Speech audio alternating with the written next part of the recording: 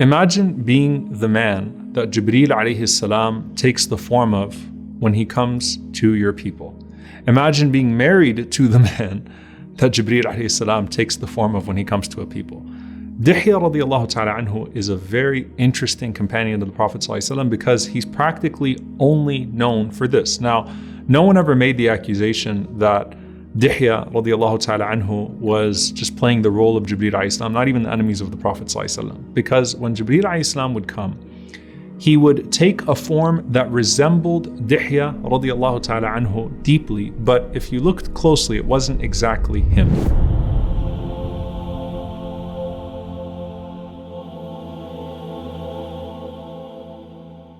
Imam Zarkashi, rahimahullah ta'ala, he explains this. He says that Jibreel alayhi salam, when he came, he would take the most beautiful form. And so when he came to the Arabs, he took the form, in human form, of the most beautiful amongst the men of the Arabs. And when Jibreel alayhi salam went to Maryam alayhi salam, in the form of a human being first, he went in the form of a very handsome man from Bani Israel. And anytime he went to a prophet or went to a people in the form of a human being, he took the form of who was noted to be the most handsome amongst them. So this happens to be amongst the Arabs, this man by the name of Dihyah radiallahu ta'ala anhu. And there are several encounters where, you looked at the Prophet ﷺ talking to Jibreel alayhi salam, and if you were blessed to be able to see the Prophet ﷺ speaking with Jibreel alayhi salam, when he came to the Prophet ﷺ in human form, you would have thought it was Dihyah. And Salama radiallahu ta'ala anha, she actually narrates that one time, in her living room, suddenly she sees the Prophet ﷺ is sitting with who she thinks is Dihyah radiallahu anhu. So she looks and then she immediately sort of walks away and distances herself from the sitting of the Prophet ﷺ and who she thinks is Dihyah radiallahu ta'ala anhu. And then the Prophet ﷺ goes to her and says, "Man hadha? Who do you think this is?" And she said, "Dihyah." So the Prophet ﷺ, he doesn't say anything. And Salama radiallahu anha says, "By Allah, I thought it was Dihyah until the Prophet ﷺ stood up on the minbar and he said, Atani Jibreel. Jibreel alayhi salam came to me and he said this, and that." Aisha radiallahu anha has a similar story. She says that one time the Prophet ﷺ heard a man's voice outside and he got up quickly and he went outside to meet that man. So she said, I followed him out to see who he was talking to, and I saw a man from the distance, and he was leaning against a very fine horse. And as far as I could see, it looked like Dihyah radiallahu ta'ala anhu wearing his turban, and the ends of the turban were behind his back. So the Prophet ﷺ came back to the home, and I said, Ya Rasulullah, I saw you get up quickly with a sense of urgency to respond to that voice and go speak to that man.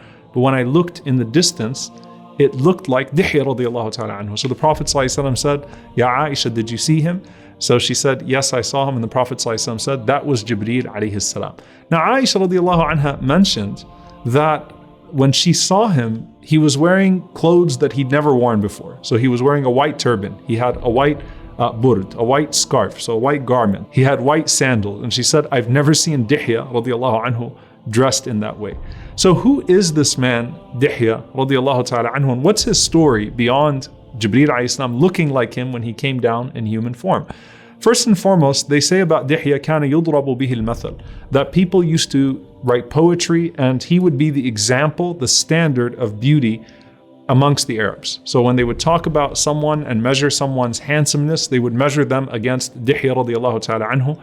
And Ibn Abbas radiallahu anhuma, he says that Dihyah was from Medina, so Yathrib, prior to Medina obviously. And when he used to return home, or when Dihyah radiallahu anhu was out, there wasn't a single woman except that they would go out to see what Dihyah was doing, and they would stare at him as he was walking through the street. So it was hard to lower your gaze from a person of that level of beauty, that level of handsomeness. So who is he? Dihyah radiallahu ta'ala anhu was from Medina, as we said, and he would become Muslim sometime after Badr. And he would witness every battle with the Prophet ﷺ after Badr. And the role that the Prophet ﷺ chose for him is significant, and it shows you the wisdom of the Prophet ﷺ. Rasulullah ﷺ chose Dihyah radiallahu anhu to be an ambassador to emperors around the world. So the Prophet ﷺ sends him to world leaders with handwritten letters calling them to Islam. And so the very famous story of Caesar, Herakl in Rome, receiving the message of the Prophet ﷺ, Dihyah radiallahu ta'ala anhu was the one who went out to Sham, to Greater Syria, and hand-delivered the message of the Prophet ﷺ to Heraclius. And this was the wisdom of the Prophet ﷺ, because when Dihyah showed up to a place, it attracted attention. And Dihyah radiallahu ta'ala anhu used that attention once again to call people to Allah subhanahu wa ta'ala, as he did as the Prophet ﷺ commanded him. However, he also was a warrior. And we find Dihyah radiallahu ta'ala anhu was someone that fought in numerous battles and fought in the famous battle of Yarmouk. So he wasn't just someone that the Prophet ﷺ kept there just to go send here or there. He was actually someone that was taking part in a heavy way in some of the most notable battles in Islamic history. Now, I said, imagine being the woman that's married to that man. And this is probably my favorite part of the story of Dihyah, by the way, is who his wife was. Now, before I say who his wife was, a lot of times people, I think, fail to grasp the significance of Ikramah ibn Abi Jahl, of all people, becoming Muslim and becoming a great warrior and eventually becoming a shaheed, eventually becoming a martyr. And the way the Prophet ﷺ treated Ikramah radiallahu ta'ala anhu and said, don't abuse him in regards to his father, don't mention his father in a bad way, even though his father was the Fir'aun of this ummah, don't hurt him with Abu Jahl, in his presence at least, right? We know who Abu Jahl is, but the Prophet ﷺ took his feelings into consideration.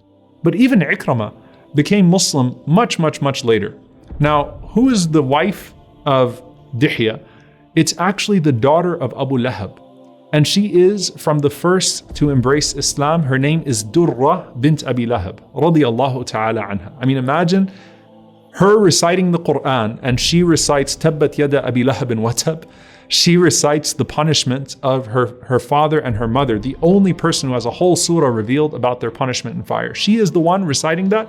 She became Muslim early on with the Prophet sallallahu alaihi wasallam, and of course she's the first cousin of the Prophet sallallahu alaihi wasallam.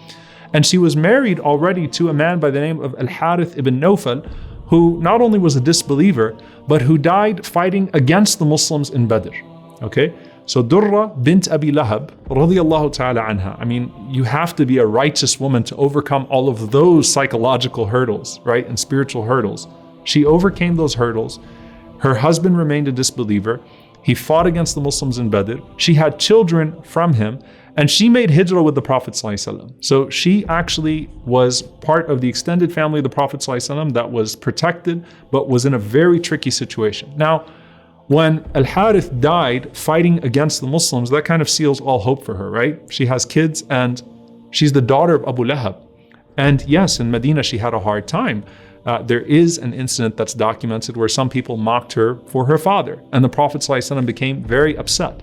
Look what Allah subhanahu wa ta'ala gave to her. After the battle of Badr, when her husband passed away fighting against the Muslims, Allah subhanahu wa ta'ala made it so that Dihyah radiallahu ta'ala anhu would marry Durrah bint Abi Lahab. The great wisdom of this, by the way, as well, remember Jamil, the wife of Abu Lahab, said to the Prophet ﷺ that, I think your devil has forsaken you, which is prior to Surah Al-Duha. Instead, subhanAllah, we find that her daughter became one of the people of Iman and was married to a man who was so handsome and of course righteous that Jibreel alayhi salam would take his form.